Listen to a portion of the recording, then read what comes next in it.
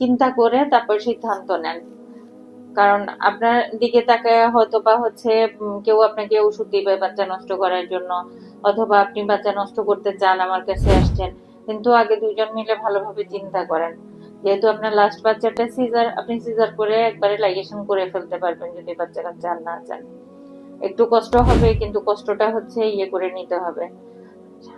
বাহিরে যান, গিয়ে হচ্ছে হাজবেন্ডের সাথে কথা বলেন। 5 সপ্তাহ প্লাস হয়েছে, এখন আসছেন বাচ্চা নষ্ট করতে, কিন্তু দোষটা তো বাচ্চার না রে মা। বাচ্চা নষ্ট করা গুনার কাজ। এখন তারপরেও স্বামীর সাথে আবার কথা বলেন। আর হচ্ছে বাচ্চা নষ্ট করতে চাইবেন, এরপরে আপনি আবার ঠিক মতো পদ্ধতি নিবেন না, আবার বাচ্চা চলে আসবে। তো এভাবে তো হচ্ছে আপনার শরীরের জন্য ক্ষতি, আপনার শরীরের জন্য রিস্ক আছে।